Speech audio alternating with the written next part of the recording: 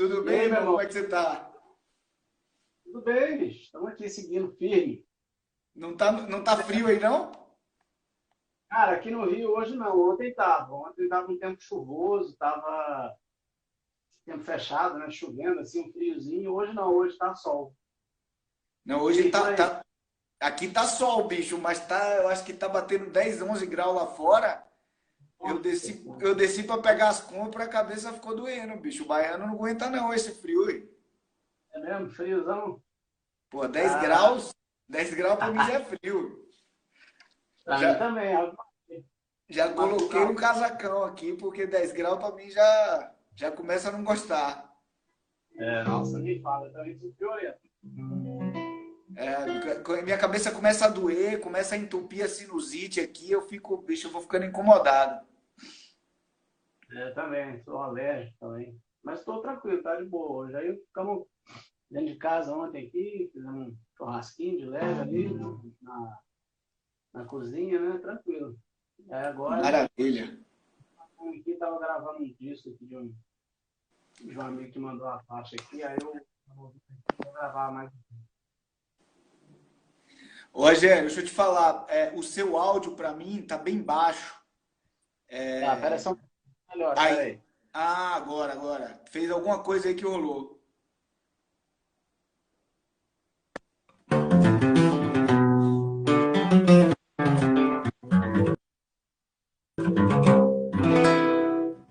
Melhorou? Fala aí pra eu te ouvir. Melhorou ou não? Agora nota 10. Aí. Beleza. Beleza. Você tá fazendo o quê? Você tá mandando ele pelo fone ou aqui pelo celular mesmo? Não, pelo celular. Ah, tá. Massa. Ô, Rogério, essa semana eu fiz a semana passada, né? Essa semana hoje é segunda. Eu fiz a live com o Jean. E, pô, Ah, que bicho, legal. pô, era pra estar nós três na live. Teve um negócio assim que a gente falou de você pra caramba, claro. E teve umas coisas que eu queria muito ouvir, o que você tinha pra falar. A gente conversou sobre essa coisa do protocolo do choro, né? Eu queria conversar essas mesmas coisas com você, Jean, que me dê licença aqui, que Aham. tinha várias Sim, coisas que eu claro. fiquei, enquanto a gente estava batendo papo ontem aqui, e a gente obviamente falou de você, né, em várias situações, mas seria muito legal se o Instagram abrisse essa coisa de ter mais uma pessoa pelo menos, porque acho que sua participação teria sido, bicho, muito importante ali, muito legal, né?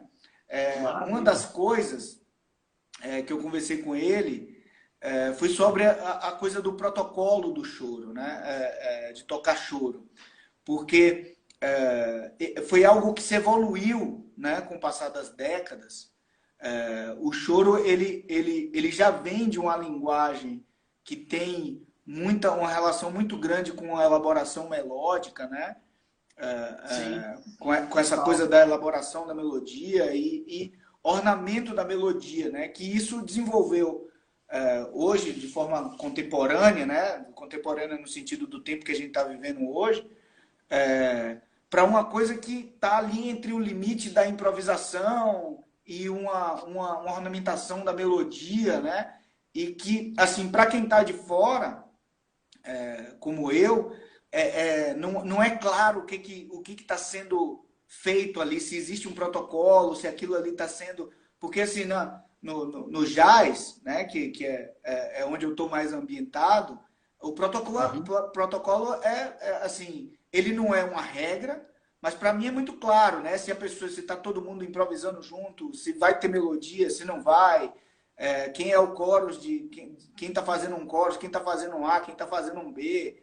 Assim, obviamente que é o meu dia a dia, mas aquilo para mim é super claro, né? Eu ouço alguém tocando aquilo, mas no choro já é uma coisa que já não é tanto.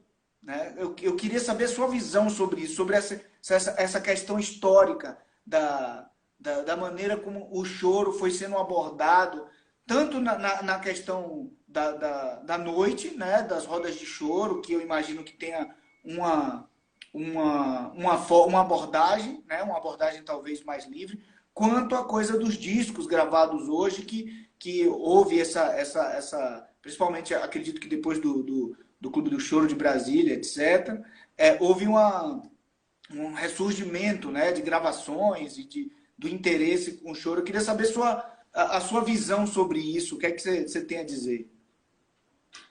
Então, Marcelo, eu acho que o choro, assim como o jazz americano, são culturas assim, musicais que comportam a improvisação e que a improvisação faz parte delas, né? Como você usou esse termo aí do protocolo do jazz ou do choro, eu acho que o choro ele tem eu acho que a diferença é que o jazz, a estrutura dele musical é um pouco mais livre. A estrutura do choro ela é mais definida, né? Tem duas formas. Você tem o A, B, C, geralmente são três partes, ou choros de duas partes. Existem também choros até com quatro partes que já foram feitos, mas são assim exceções, são raridades, né? O mais A comum no estrutura choro é a forma é rondó, né, chamada Rogério? forma rondó, Ah, né? tá. Que é A, BB, volta ao A, CC, volta ao A e acaba. Então, geralmente é assim. Hoje em dia, os músicos que se apropriam dessa linguagem do choro, que na minha opinião é o gênero grande formador dos músicos brasileiros, né?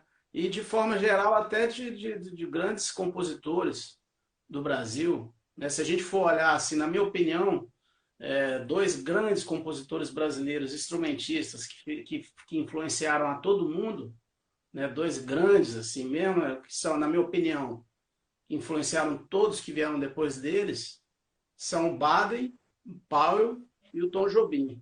Os dois tinham o pé completamente fincado dentro do choro, né?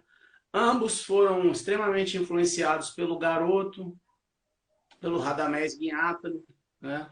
Enfim, o choro ele tem algumas particularidades melódicas, né? Assim como o jazz, tem vários riffs, várias frases que são corriqueiras e que fazem parte da linguagem, né? Uhum. Mas assim, um pouco aqui da minha praia. O violão de sete cordas, por exemplo, é um instrumento que a linha de baixo ela é totalmente livre, ela é totalmente improvisada, né? Você tem a harmonia ali para Uhum. você seguir. O sete cordas ele está ali, o papel dele é de conduzir a harmonia, né? Sem procurar, evitando choques, né, melódicos com a melodia principal, mas você acaba ali na sua condução de baixo, na sua condução de linha de baixo, propondo melodias secundárias, né?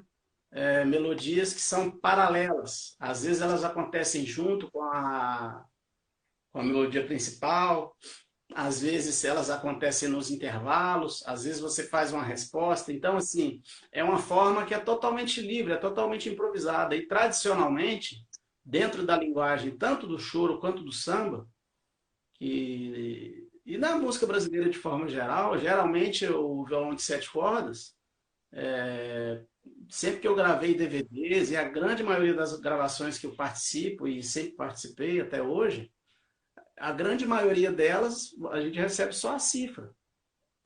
Claro que existem arranjos que têm notas escritas, notas de obrigação. Estou até gravando um hoje aqui, ó, vou mostrar para vocês a parte. Olha só. Ah, legal, quero ver.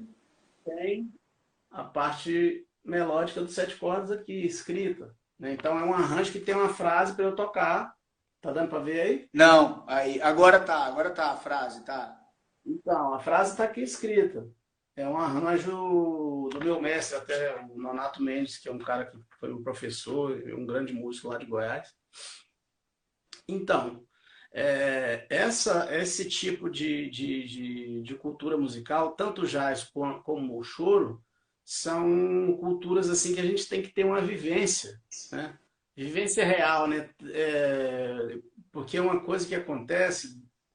Eu imagino que no jazz deve ser da mesma forma, né? Como as jam sessions, né? A roda de choro é a jam session, é a mesma coisa, né? Sim, Então mesma coisa. esse Só é ambiente, abrasileirou o eu nome, acho né? que exatamente, É. porque esse ambiente é o ambiente formador do grande músico brasileiro e sempre vai ser, isso nunca vai mudar. entendeu? Por isso que eu acho que eu, assim, falando um pouco da minha história, eu me sinto um cara de muita sorte por ter tido contato com essa música na minha primeira infância, quando eu tinha 6, Hum, 7 anos. Então, para você ter uma ideia, eu era um garoto que vivia em Goiânia, e lá, na época que eu era criança, que eu vivi lá, tive minha formação musical desde essa idade lá, tinha um clube do choro em atividade lá. Então, foi muito importante para mim, para eu tocar com outras pessoas, ouvir, ver, aprender, imitar, né? Enfim, essa vivência é fundamental, né? Tanto no choro, no samba, quanto no jazz, né? Eu acho que é por aí. com certeza absoluta. Você sabe que tem uma. Você falou da primeira infância, eu não sei até quantos anos vai a primeira infância, né? Mas eu comecei a tocando nessa mesma idade, 8 para 9, e também comecei tocando choro. Eu me lembro de tocar Segura Ele, naquele tempo, 1-0. Só que eu Pois tive, é. eu tive um professor, bicho, é uma história tragicômica essa história, porque ele me ensinava as melodias e nunca me ensinou nenhum acorde, bicho, nenhum acorde. E aí eu parei um ano e pouco depois, muito esquisito. Eu queria encontrar esse cara hoje, eu falo sempre isso, para perguntar a ele onde é que ele estava com a cabeça, bicho, para pegar uma criança, ensinar só melodia e não ensinar noção musical, assim, enfim, é a história da minha vida. Eu parei de tocar 10 anos por causa disso. Eu parei, eu É, devo esse ter lance começado aos mesmo, né? 8, aí parei aos 10. Só fui voltar quase com uns 20. Porque eu não tinha Ah, entendimento da música, assim. E aí, para resumir rapidinho o que eu queria falar, quando eu ouvi o bebop pela primeira vez, aquilo teve um contato comigo imenso. E eu não sabia muito de onde era, né? Não sabia, realmente não sabia de onde era. E eu acho que é do choro, bicho, dessa coisa da, da, de criar harmonia através da melodia, né? De você delinear a harmonia através da melodia, que o bebop e o choro têm assim, uma ligação imensa, né? É sim, quase a com mesma certeza. coisa, praticamente, com um sotaquezinho diferente, né? Eu estava conversando com o Nelson Faria sobre isso, né? A gente estava mostrando alguns exemplos assim para as pessoas numa live e tal, e a gente começa a ver que é muito parecido, cara. É muito próximo, porque são culturas que aconteceram na mesma época, né? Em países diferentes, mas na mesma época. Culturas urbanas, né, bicho? Então a similaridade é muito grande, é muito similar, muito parecido, muito próximo, né? O parentesco é próximo. Então tem muita coisa, por exemplo, que eu aplico na minha linguagem, na minha forma de tocar, hoje que tem tudo a ver com o jazz, porque esse amigo meu aqui que eu mostrei, o Nonato Mendes, quando ele me viu tocar assim, tocando sete cordas lá em Goiânia, eu devia ter uns 14, 15 anos, já estava tocando bem, já tinha uma linguagem boa, já estava. Mas eu tocava do jeito mais tradicional, né? Tava tocando legal. Ele falou, Rogério, você tá tocando bem, bicho, mas tem que dar uma sofisticada nisso aí. Vai lá em casa que eu vou te mostrar umas paradas e tal. Aí eu fiquei curioso, né, bicho? Pô, o que será que esse cara vai me mostrar, né? Aí eu fui na casa dele e ele me mostrou o Real Book de Jazz. Olha, E aí, nessa mesma época, eu estava tendo aula de harmonia com um grande sete cordas de Brasília, que é o que se chama Alencar Sete Cordas. O Alencar, infelizmente, já faleceu. Mas era um cara assim que tinha uma sabedoria para ensinar, né? Porque esse lance que você está falando, muitas vezes o professor ele pode ou alavancar o aluno ou pode, né, dar aquela desestimulada, né? Por isso que às vezes eu me preocupo bastante com esse tipo de coisa. Até porque, pô, eu tenho um curso online, né? Então eu me preocupo com os alunos. Esses dias mesmo mandei uma mensagem perguntando como é que tá o desenvolvimento para manter as pessoas interessadas e para que elas evoluam, né? Então, assim, quando eu tive contato com essa linguagem do jazz, eu vi todo esse material escalar que eu poderia explorar, que eu poderia criar outras coisas, né? O que que aconteceu na minha cabeça, assim, Marcelo? Foi porque eu estava tendo contato com o Alencar, que era um cara que estava me ensinando a aplicação dos acordes, por exemplo, os acordes alterados. Ele me mostrava, assim, a aplicação dos acordes perfeitos, que eu já sabia fazer, e me mostrava o lance dos acordes alterados. né? Porque na minha cabeça eu penso sempre na linha do baixo. Uhum, O baixo está andando ali na minha cabeça, é isso que está rolando, entendeu? uhum. Então a harmonia a gente pode fazer tanto a harmonia com os acordes perfeitos quanto a harmonia com os acordes alterados. Se a gente colocar os acordes alterados nos lugares certos, né, com as resoluções corretas, enfim, a gente vai ter harmonias similares ao que acontece no mundo de mais moderno, né? Com A harmonia certeza. do Jarrett, do Chick Corea, de vários outros caras aí, né? Se a gente for falar dos brasileiros, do Hermeto, do Egberto, enfim. Então, eu acho que foi uma coincidência muito feliz de eu estar tendo acesso a esses dois conteúdos, tanto da harmonia quanto do melódico, ao mesmo tempo. E aí eu comecei a sacar esse lance dos acordes, né? Alterados, e comecei a perceber que existia também a aplicação desses acordes na música brasileira, Claro. principalmente na música do Garoto e na música do Radamés, inicialmente, né? E depois comecei a perceber que na música do Ginga tinha, na música do Hermeto, do Egberto e de vários outros compositores, né, da nossa música e tal. Eu comecei, o que que eu comecei a fazer? Como eu já tocava as frases, as coisas do Dino, do Rafael, do Valdir, do Walter, tinha várias frases que eu já tocava, já tinha isso na mão, eu comecei a pegar essas frases, eu comecei a mexer nelas utilizando as notas das escalas alteradas, das escalas diminutas, né? Da escala diminuta, da Dondim, né? Dominante diminuto, Uma enfim. coisa, Rogerinho, só um parêntese aí, eu quero que você volte aí, mas uma coisa que me chamou muita atenção naquele festival de sete cordas que vocês fizeram foi o Luizinho Sete Cordas descrevendo uma situação de uma gravação dele que eu não me lembro com quem era, com Alaide Costa ou Jamelão, não me lembro, você vai lembrar. E ele fala de uma frase, e a frase é totalmente do Ondim, uma sonoridade super moderna e simétrica, e ele gravou Sim, isso há 50 anos atrás, pois 40 é, e poucos anos exatamente. atrás, né? É, Aquilo para mim, também falei com o Jean, estou me repetindo aqui, mas para mim foi bem impactante aquilo ali, né? O quanto a música já estava na cabeça desses caras lá na frente, né? sim, com certeza. O Luizinho é um mestre maravilhoso, né, cara? Referência aí dos sete cordas. Então, eu comecei a somar essas coisas todas, né? Por exemplo, deixa eu te dar um exemplo aqui. Tem uma, uma frase, por exemplo, que é muito corriqueira dentro da linguagem do choro, do samba. Isso aqui, ó. Tô aqui, ó.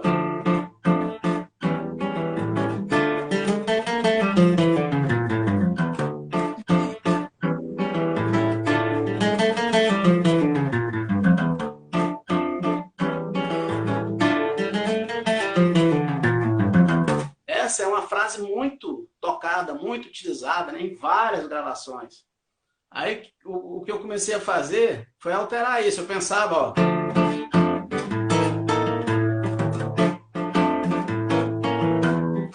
aí eu peguei a mesma frase, ó.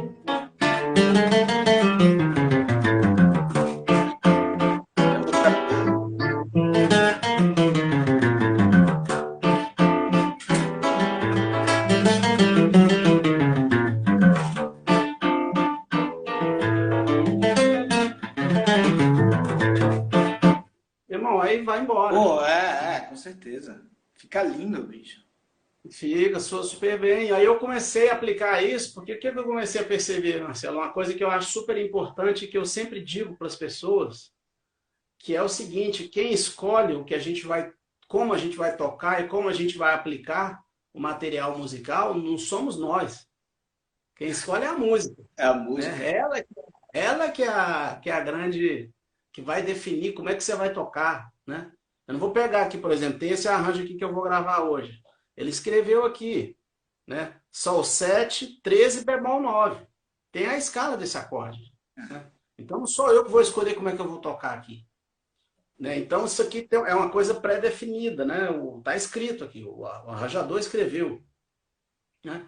E da mesma forma que você pega lá uma música, por exemplo, você pega uma música do Garoto, né? Que tem, ó.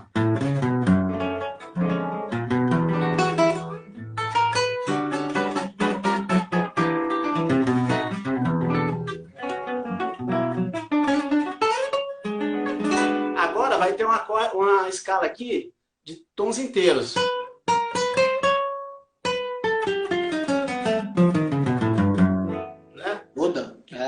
a música. A música é assim. Então, por exemplo, se eu for acompanhar essa música, que é o Jorge do Fusa, se eu for fazer uma melodia, né? Ó.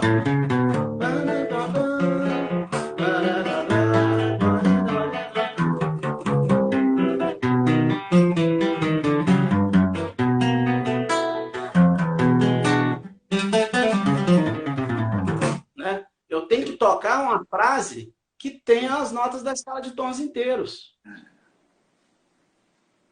Certo? Claro. Da mesma forma que se eu for tocar um choro, por exemplo, da Chiquinha Gonzaga, não estou aqui comparando linguagens e nem dizendo o que é melhor ou pior. Não, de forma nenhuma. Cada um teve a sua música ali no seu tempo. Né? Mas a música da Chiquinha, por exemplo, o Corta Jaca, é estruturado em cima da escala menor harmônica. Uhum. Então, por exemplo...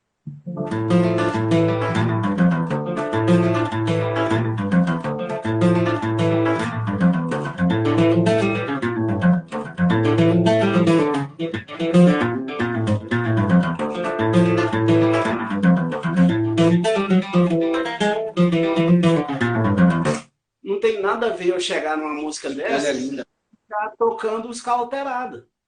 Entendeu?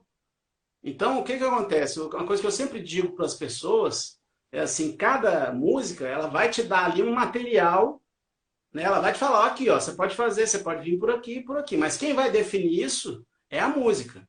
Claro. Você pode até fazer um arranjo, pegar essa música e fazer um arranjo super substancioso. Por exemplo, tem um disco genial do Leandro Braga, que ele toca as músicas da Chiquinha e que ele mexeu nas harmonias de uma forma maravilhosa. Né? Então a gente pode se apropriar desses materiais todos e aplicar na música. Mas eu digo assim, quando você pega... Você está, por exemplo, estou numa roda de choro ali. Né? Aí, por exemplo, estou tocando, por exemplo, com o Jean. Estou tocando... O Jean é um cara que a gente tem muita... A gente pensa muito parecido, né? Muito igual, assim, as ideias musicais, além da nossa simpatia, da nossa amizade, que eu acho que é maravilhosa, a gente tem uma empatia musical também que se encaixa e dá certo, né? Uhum. Então, por exemplo, se eu estou tocando com o Jean, eu vou tocar, né, ali do jeito que eu sei que vai encaixar da forma que ele pensa. A sintonia musical é grande, né? E se eu tocar, por exemplo, eu vou tocar numa roda de choro, sei lá, vou lá na Contemporânea ou vou lá na loja do Bandolim de Ouro, onde as pessoas estão tocando o choro de uma forma mais tradicional. Uhum. Então eu vou ter que tocar neles, cara. Vou ter que tocar lá.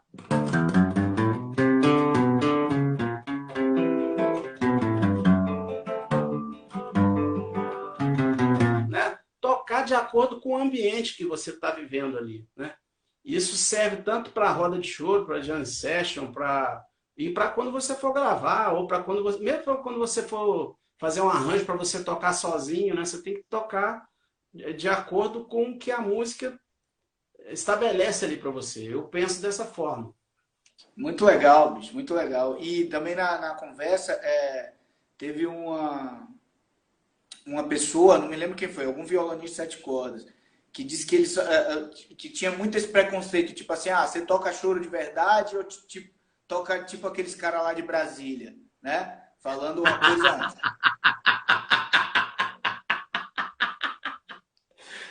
Eu acho engraçado isso aí, bicho. É muito assim que ele fez essa pergunta aqui,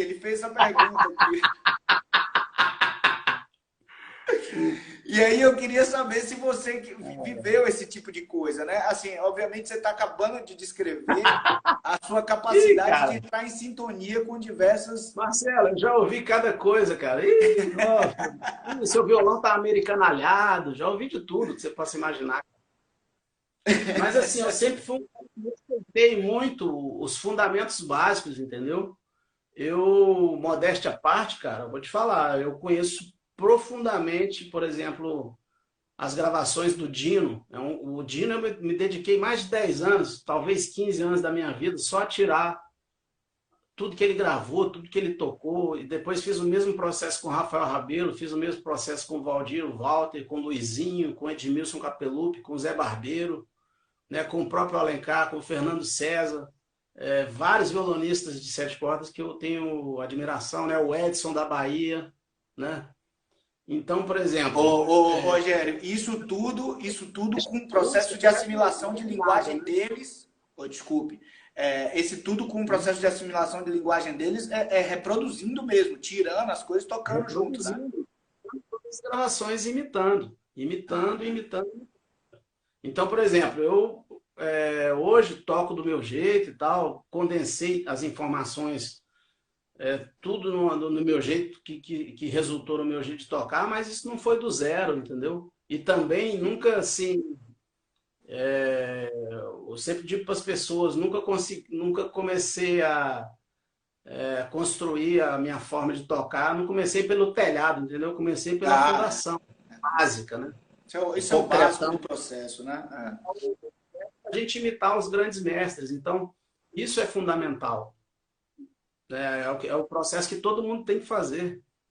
Tem um trompetista de jazz chamado Clark Terry, um grande trompetista de jazz, e ele falava em três processos, né, de você se desenvolver com música: imitação, assimilação e inovação, né? Eu acho também, para mim, esse processo aí foi muito importante, assim, de transcrever Coltrane, Parker, Sonny Rollins, ficar transcrevendo esses caras, porque ainda mais que a linguagem é completamente diferente, né, do saxofone para o nosso instrumento, a guitarra ou o violão.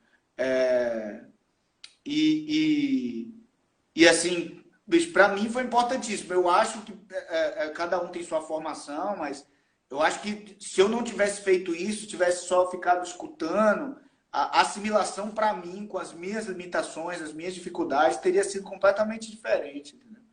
Eu sei que tem gente que não faz isso, que prefere só ouvir e etc. Mas... Sim, exatamente. Mas aí vem aquele processo que eu sempre digo, né? Como é que você vai fazer? Você vai assimilar, porque isso, aquilo que a gente falou no outro papo anterior, daquela outra vez, né? Eu considero essa linguagem, essa forma de tocar, tanto choro quanto jazz, eu acho que é um processo similar como a fala. Né?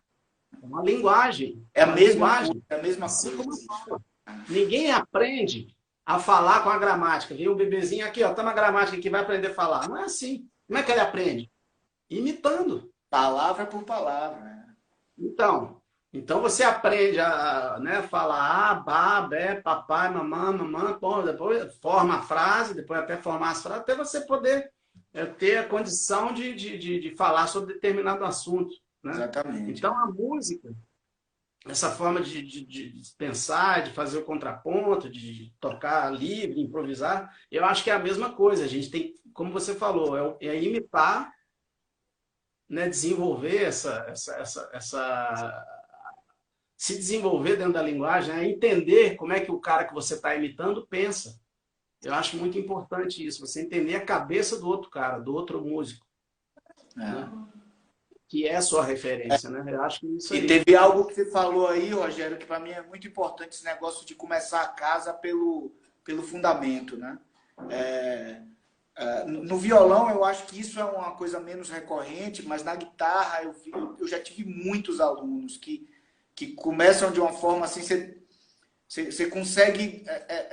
o nosso instrumento tem essa coisa de você conseguir digitar, né, como se fosse uma datilografia, sem ter absolutamente noção do que está fazendo ali, nem auditiva, nem intelectual, nem teórica. Isso termina batendo num muro que dói quando a pessoa passa tempo evitando isso aí, bicho. Então, essa coisa de você entender os fundamentos, saber, como você falou aí, de acordes naturais, acordes fundamentais, depois de onde vem as alterações, e você ter essa noção, eu acho que é fundamental para você, na hora que está absorvendo essa linguagem, né, que você está reproduzindo, você saber de que forma ela funciona, né, no instrumento, de que forma qual a relação dela com os fundamentos da música, porque não adianta nada você pegar uma frase dessas que você está tocando e não fazer absolutamente noção do contexto que ela está inserida, né? Com certeza.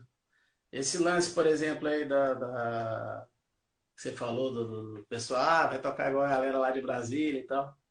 Então, em breve vai ter um lançamento aí que vai ser muito especial, cara, que vai ser muito legal.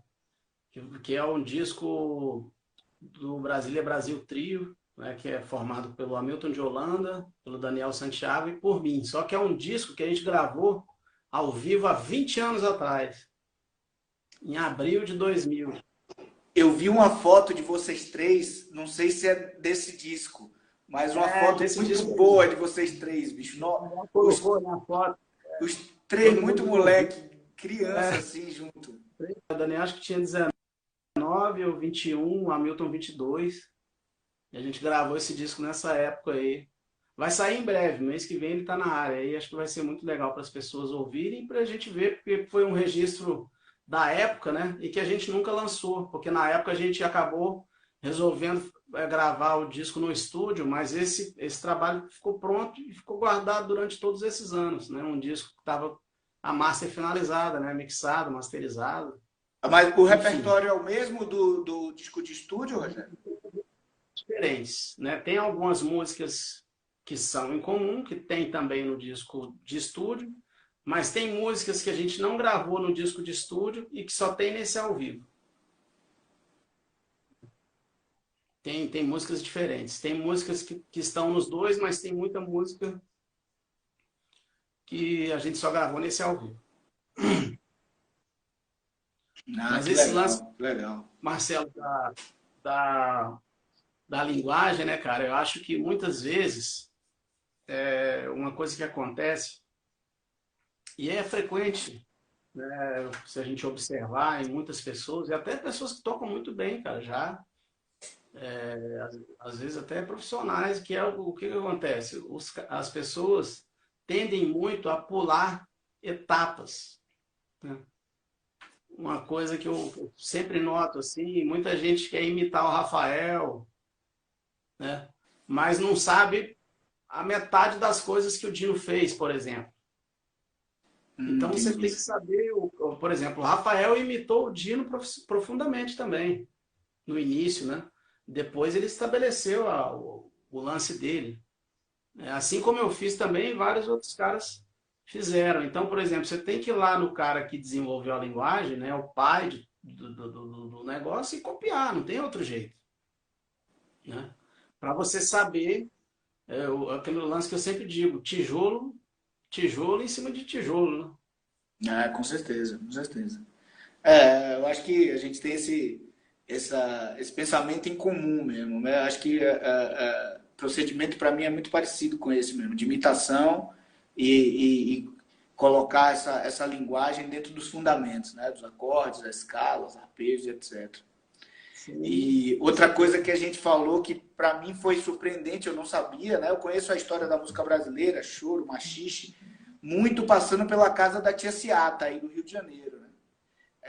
Sim. A coisa do surgimento do machixe, o surgimento do samba aí no Rio, a contradição entre se foi a origem na Salvador, na Bahia, ou aí, enfim. Mas eu não sabia que a casa da família do Pixinguinha tinha sido um centro importante de formação musical aí. Essa informação eu não tinha e foi legal conversar isso com o Gian, né? Sim. Porque Pode falar. A tia Ciata, por exemplo, com relação ao violão de sete cordas, a história que eu acredito que. Porque não tem uma versão oficial, surgiu assim, assado. Mas a versão que eu mais acredito é que houve uma visita de violonistas russos lá na casa da tia Ciata e algum luthier, algum músico pediu para ver o violão e fizeram uma cópia. Olha que Tanto legal. que quando teve aquela curadoria, quando teve aquela série Sete Vidas em Sete Cordas, que a curadoria foi do Jamandu Costa, Uhum. ele me convidou para participar e depois tiveram vários violonistas, né? Mas o primeiro capítulo fala sobre o surgimento do violão de sete cordas. E eu achei muito similar a construção, né, principalmente da cabeça dos violões russos, com os violões do Souto, que era uma marca muito famosa aqui no Brasil e que muita gente utiliza até hoje, né? Então, eu Aham. acho que essa similaridade entre os instrumentos, a aparência, assim, acho que é uma prova bem forte de que foi por aí mesmo. Olha que legal. Notei também que o violão de 7 cordas do Dino era um dos primeiros instrumentos, foi um dos primeiros instrumentos construídos no Brasil. Não foi o primeiro, porque tiveram caras que tocaram 7 cordas antes dele, mas acho que deve ter sido entre os 10 primeiros, talvez, não sei. Aham. Mas isso aqui é na cabeça dos violões russos, por exemplo, a gente tem 4 tarraxas de um lado e 3 de Três outro, do outro. certo? Aham. Para vocês entenderem. Ó, o que acontece? Essa tarraxa aqui que só tem 3, nos violões russos, o que acontece? Elas ficam na altura dos espaços aqui onde tem 4. Ó. Certo. Então é como se a tarraxa fosse aqui, ó. Entendeu? É como se eu Claro. chegasse a tarraxa aqui, que só tem 3 cordas, um pouquinho para cima. Aí, o cubo de alumínio fica entre esse espaço aqui, ó. Sim. Ficaria um pouquinho para cima. E isso, o violão do Dino era assim. Então, mais Ah. uma coincidência que é igual aos violões russos, né? Que todas as tarraxas dos violões russos são assim. E Né? tem Ficam essa 4 incidência e histórica de 3 uma sim. visita de violonistas russos na casa da Tia Seata. Tem isso na história? Alguém contou, alguém relatou. Essa é uma das versões, né? É uma das versões. Eu, Aham. particularmente, acho essa uma das mais prováveis, porque nessa série a gente pôde comprovar, vendo os violões russos, essa, essa, essa similaridade muito grande entre os instrumentos, né? A cabeça parecida, muito igual. Então, assim, eu acho que tem a ver, sim, com certeza. Que legal. Rogério, eu tenho uma pergunta aqui, queria responder, que é uma pergunta legal. Osmar Filho, ele pergunta se Walter e Valdir também podem ser considerados alicerces da linguagem junto com o Dino. Com certeza absoluta. Com certeza, o Valdir e o Walter são grandes referências, né?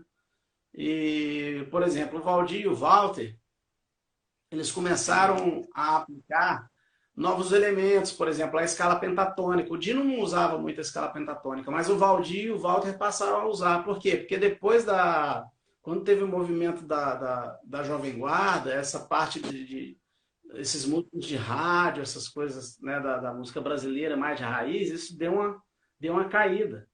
E aí até o Dino trabalhou como guitarrista para segurar a onda na época. E o Valdir Olha só, e o não sabia Walter disso. também. Foi, verdade. E o Valdir e o Walter começaram a aplicar os lances da escala pentatônica, né? Eles usavam, né? Eles usavam tocando 7 cordas, né? Tem um solo do Walter que começa assim, ó. É, é. Olha só, isso aqui é pentatônica pura, né? Então, Pura, pura. É o som do pop rock isso aí.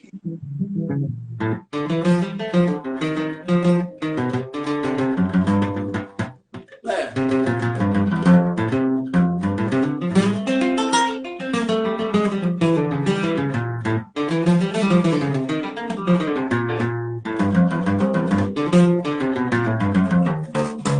então aqui, ó,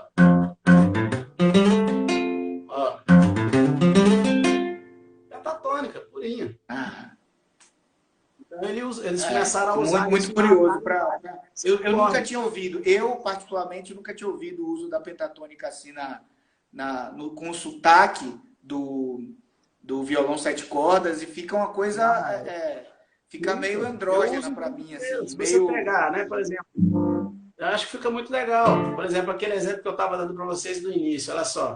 Isso, ele falou aí, ó, é isso aí mesmo, o solo do rancho fundo. É isso Ah, aí. Ó,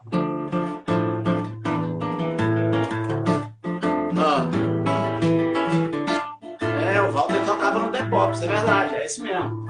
olha Não, só. ó, né, se eu pegar, ó,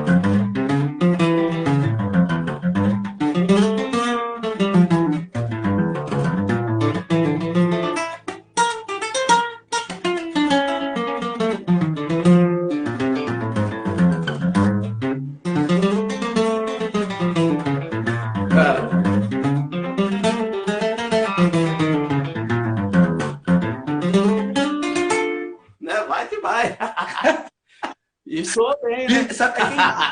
Rogério, sabe o que é impressionante? É como salta aos ouvidos, né? Na hora que vem a pentatônica. Porque você pega na música norte-americana, assim, mais uma vez, o meu ouvido, né? O cara coloca uma pentatônica ali no meio, tipo Coltrane, toca pentatônica um monte, bicho. Na fase modal, eles começaram a incluir essas coisas, né? E assim, não tem esse salto no ouvido como tem aí você tocando. Eu nunca tinha ouvido assim, fica parecendo uma outra coisa, né? Fica parecendo realmente um outro elemento encaixado ali. Interessantíssimo. É uma coisa que eu comecei a fazer depois, por exemplo, que a gente pega só a pentatônica, né? O que eu comecei a fazer? Comecei a colocar a quarta aumentada, né? Pensar na pentatônica, né? Então, aí já é a Blue Note, né? Aí já soa blues pra caramba. Você escolher uma notinha, por exemplo, escolhe a sétima maior ou só a quarta aumentada, isso já dá um brilho violento, bicho. Com certeza. Você pega coisa assim, a condução simples de partido alto, por exemplo, ó.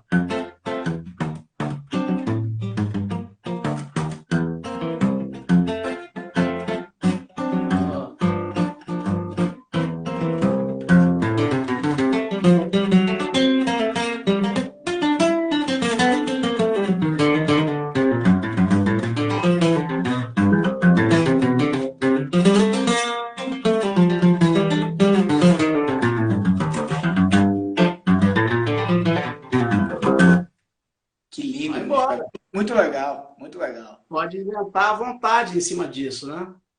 Bicho, mas, por exemplo, antes de fazer isso, tem que saber, né?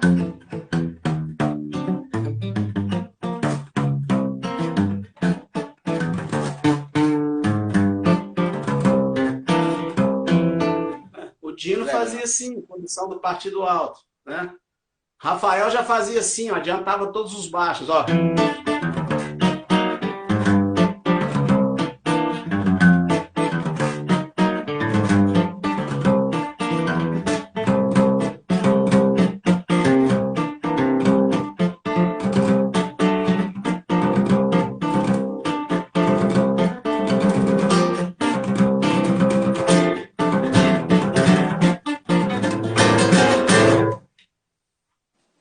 Muito foda. Peraí, segura isso aí que eu quero voltar aí, tá? Eu vou só ter uma pergunta aqui que a gente precisa responder, mas eu quero voltar aí exatamente onde você parou. O Neves o Neves Lucas tá perguntando aqui se você arrebentava muita corda sol antes de usar dadário. Deve ser algo referente à característica do violão sete cordas. Vocês têm um problema com corda sol? Cara, sim, nessa época aí. É porque tem aquela época que a gente toca muito. Teve uma época que, bicho, eu tocava muito mais. Por exemplo, eu já era profissional, mas teve uma época que eu tocava muito mais em roda do que atuava em estúdio ou que eu fazia show, né? Hoje isso virou o contrário, quase nunca tem roda e tô sempre trabalhando, graças a Deus. Mas assim, por isso que eu digo que esse lance da roda é uma formação importantíssima. E esse lance de quebrar a corda é normal, mesmo porque quando você tá ali no meio da roda, você mete a mão, né, bicho? E o violão, ele é um instrumento que ele apanha de todo mundo. Ele não ganha de ninguém uma roda de choro. Ele não ganha do cavaquinho, ele não ganha do bandolim, do pandeiro, muito menos. Do pandeiro, nem pensar. Do acordeon, nem se fala. Então, o violonista ele tem que meter a mão, não tem jeito. E a sol e a ré sempre foram as cordas que mais estouravam. Mas eu já estourei até a sétima corda, bicho. Imagino. Ainda mais com a dedeira aí, que você deve descer. Já quebrei dedeira. Já aconteceu, porque o que acontece? A dedeira, com o tempo, você vai suando, vai transpirando e ela vai oxidando. É um material que, com o tempo, ele vai corroendo ali, vai corroendo. E aí já aconteceu algumas vezes até. Tem um amigo meu, o Valerinho, que é percussionista, que o pai dele é que fazia as minhas dedeiras. Uma vez ele estava do meu lado e pá, deu uma porrada no violão, quebrou a dedeira. Né? Quebrava corda pra caramba, mas com o tempo, depois você vai tocando cada vez mais leve, com mais técnica e tal, vai desenvolvendo ali, se preocupando com o som, com a qualidade do som. Porque, na realidade, o violão de 7 cordas de aço, ele precisa realmente de um certo vigor para que ele soe bem, para que ele soe legal, para que você tire dele o som ideal para se extrair, né? Mas na roda de choro, bicho, tem hora que a gente mete a mão assim de um jeito exagerado, né? Porque tá no meio da roda ali, é normal, faz parte. Na Né? Então, emoção, assim, né? tocar ali na roda e quebrar corda, bandolim, cavaquinho, violão de 7, né? Principalmente os instrumentos de corda de aço, faz parte, não tem jeito. Que legal. Então eu vou voltar lá. Antes eu vou falar aqui, fazer a propaganda aqui do canal. O Express que tá em plantão, fazendo live aqui todo dia. Orismar! Aí, ó. Arisma, aê, beijão, Arisma! Compadre. Tudo bem? E a gente está aqui toda semana, todo dia quase, fazendo live aqui com o pessoal, batendo um papo sobre música. Eu abri meus canais pessoais com meus alunos para a gente depois conversar sobre as lives, tirar dúvida. Então, quem quiser, assim, essa coisa dos fundamentos, improvisação, relação acorde-escala, estou colocando as aulas lá e eu abri para todo mundo. Loucura da porra. Já tem mais de 200 pessoas lá fazendo pergunta, mas tá legal, bicho. Essa coisa da relação com a proximidade, com quem tá querendo estudar música, é legal pra caramba. Então, quem quiser, o link tá na bio aí do Express Guitar. Quem não conseguir achar, é só mandar uma mensagem que o Lucas, que é responsável aí pelo canal, ele responde, te manda o link para entrar no canal do Telegram e do WhatsApp.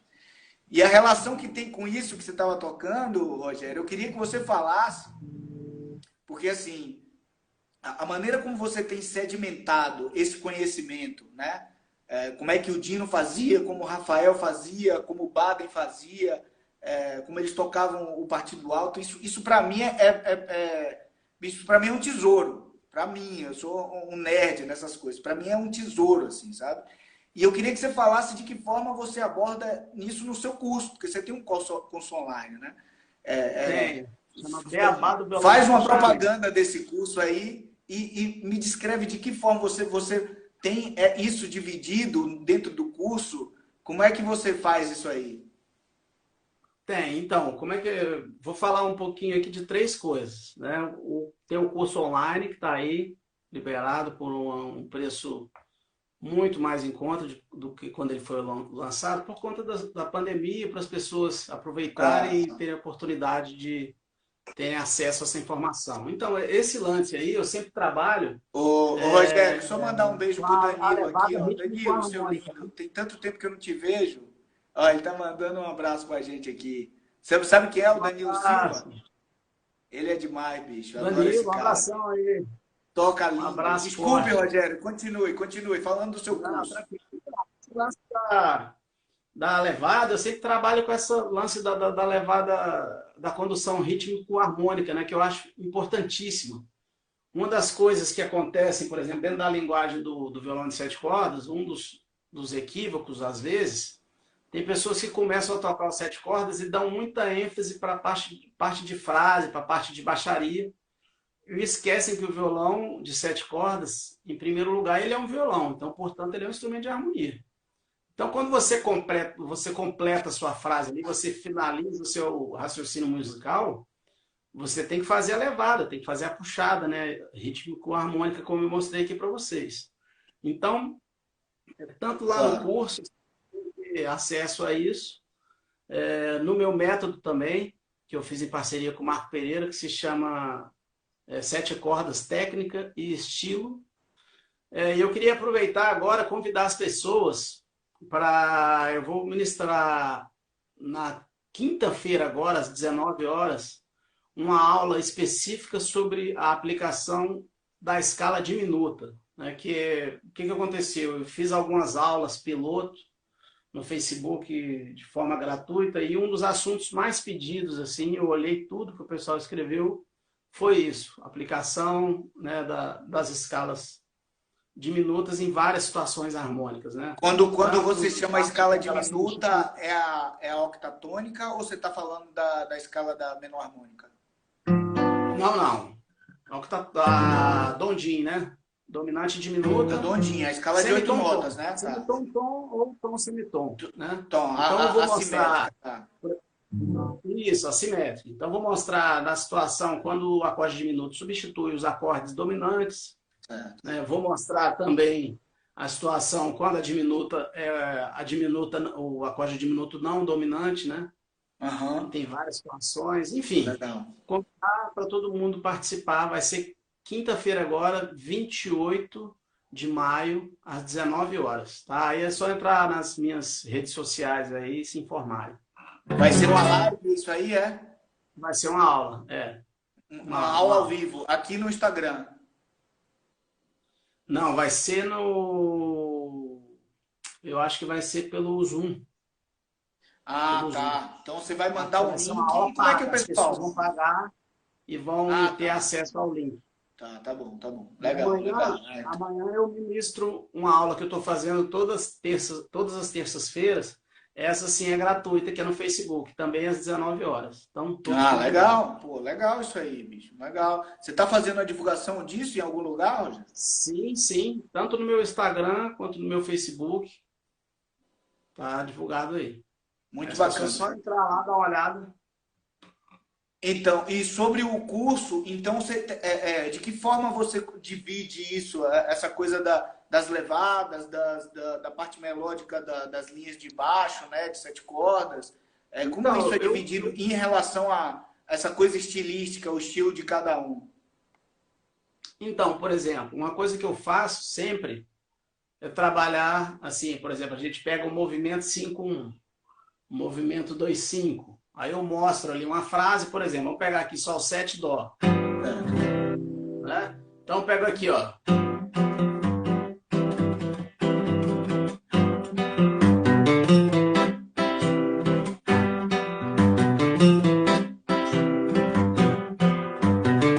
Eu peguei só 4 notas do acorde dominante, né? Que é fundamental, o sol, o si, que é a terça, o ré, que é a quinta, o fá, que é a sétima, até chegar no mi, que é a terça do dó, né?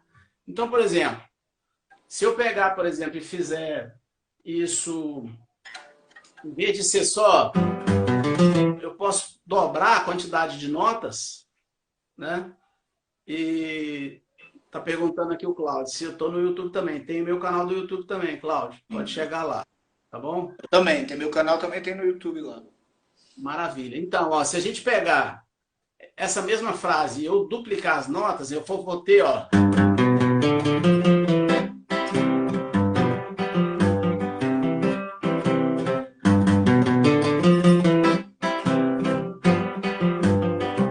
Então, por exemplo, uma das coisas que eu trabalho no curso é esses elementos todos conectados. Tanto que eu sempre digo que 3 elementos são muito fundamentais, né? Que são o movimento harmônico que você está fazendo, as notas que você vai poder usar em cima desse movimento. Claro que aqui a gente está falando de uma coisa fundamental, básica, que são os arpejos da forma mais simples possível, que são as notas que formam o acorde, né? E o terceiro elemento, que é o quê? A precisão que você tem que tocar essa frase. Então, eu sempre coloco dessa forma. E tem o quarto elemento, que aí chega onde você está perguntando, que é o lance da levada, que eu sempre falo. Então, por exemplo, pode ser uma seresta.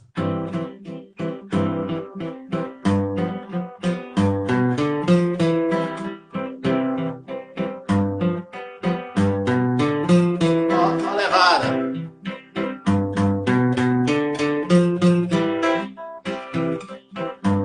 Né? E aí eu falo, por exemplo, o choro, uma coisa que muitas pessoas se equivocam, é assim, por exemplo, a levada do choro mais básica, tudo bem, né? A levada do choro. Bicho, você não vai achar nenhuma gravação do Dino que ele toca desse jeito. Nem do Rafael, nem do Walter, nem de ninguém. Assim, cara que tem cancha mesmo de choro, eles tocam em cima da semicolcheia, como se fosse o pandeiro. Tac, tica, tac, tica, tac, tica. Então você pega, ó. Ó, deixa eu até mostrar minha mão aqui direito, olha só. O cara faz isso aqui, ó.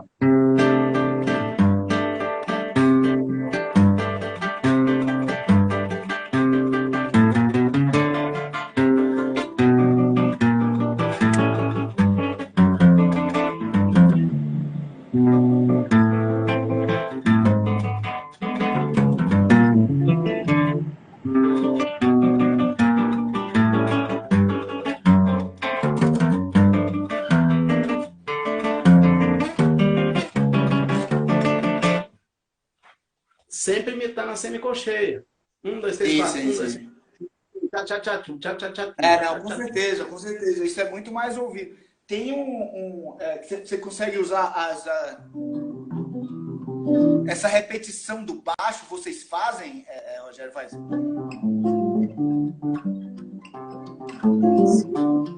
Sim. Ou também não é Sim, usado isso? por exemplo, uma coisa que eu sempre falo, quando eu falo desse lance das levadas, Marcelo, uma coisa que acho importante sempre a gente falar, porque a levada, ela é sempre a imitação de um instrumento percussivo, né?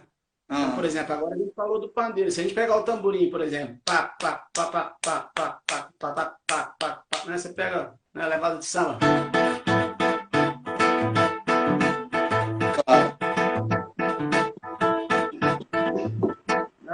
Tem um vídeo, a gente pode ver muito bem, por exemplo, tem um vídeo do Dino tocando com a Clementina de Jesus, um programa ensaio, né? Assistam esse vídeo, vocês vão ver que ele começa a levada assim, ó, de samba, ó.